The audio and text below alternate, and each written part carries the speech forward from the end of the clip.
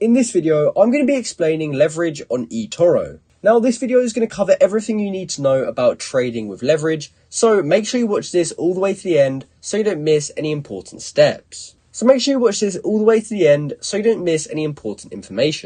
I'm on Etoro here, and as you can see, I've got an Nvidia stock up.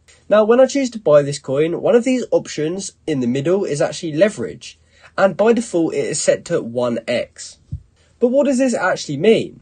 When trading with leverage, it basically means that we can borrow money to increase the size of our trades. So this can amplify the potential gains, but it can also magnify the losses. So at the moment, I've got the amount that I'm buying set to $10,000, and since we've got this at 1x, that means that we will be buying $10,000 worth.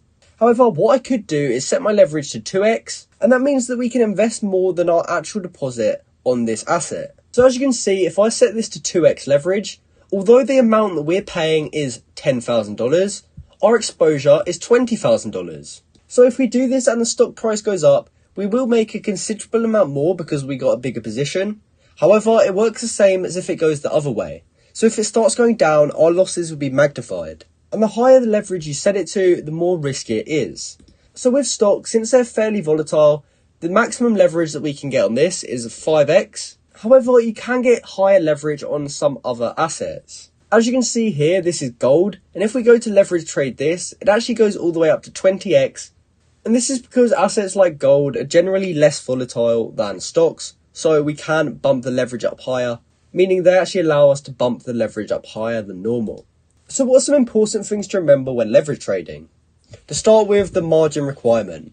When you use leverage on Etoro, you are essentially borrowing money from Etoro, and you will have to maintain a minimum balance in your account called the margin, and this is to cover potential losses.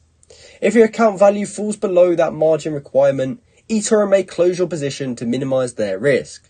Another issue is the fees that may be associated with using leverage, such as overnight fees for holding leverage positions.